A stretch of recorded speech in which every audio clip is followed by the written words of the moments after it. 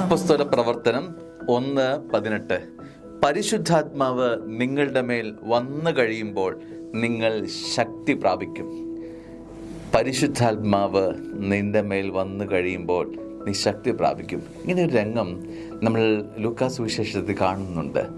ധൈര്യം ചോർന്നുപോയി എന്ന് തോന്നുന്ന ഒരവസരത്തിൽ ഒരേറ്റുമുട്ടൽ, അത് ഇനി എന്താ എന്ന ചോദ്യവുമായി നിൽക്കുന്ന ഒരവസ്ഥയിൽ, പകച്ചു നിൽക്കുന്ന അനുഭവത്തിൽ, ഇനി ഈ കയ്പനുഭവങ്ങളെ ഏറ്റുമുട്ടേണ്ട അനുഭവത്തിൽ പരിശുദ്ധ അമ്മയോട് സ്വർഗം പറയുകയാണ്, പരിശുദ്ധാത്മാവ് നിൻ്റെ മേൽ വരും.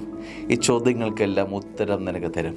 When you are in a crisis, dear brother and sister, when you are a crisis, call upon Holy Spirit. പരിശുദ്ധാത്മാവിനെ വിളിച്ചിറക്കുക, നീ ശക്തി പ്രാപിക്കും. നിൻ്റെ വിഷയങ്ങൾ എത്ര കഠിനമായിക്കൊള്ളട്ടെ, ഈ വിഷയങ്ങൾ തനിച്ച് ഈ പരിഹാരം കാണാമെന്ന് വിചാരിക്കേണ്ട. ഒരുപക്ഷെ ആത്മബലം പകരുമെന്ന് കഴിയുന്ന കൂട്ടുകാരിലേക്ക് നീ കരം നീട്ടേണ്ടതില്ല. കാരണം അവനും ബലക്കുറവുള്ളവനാണ്.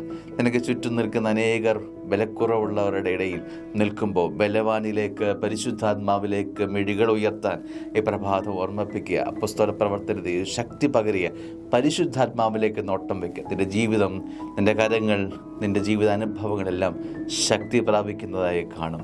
ശക്തികെട്ട അനുഭവങ്ങളിലേക്ക് മിഴികൾ നട്ട് ജീവിതം ഉലച്ചു കളയാതെ ശക്തനിലേക്ക്, പരിശുദ്ധാത്മാവിലേക്ക് നോട്ടം വയ്ക്കുക. നീ ശക്തി പ്രാപിക്കുക തന്നെ ചെയ്യും. അനുഗ്രഹമാവട്ടെ ഇന്നത്തെ ദിവസം. ആമേൻ.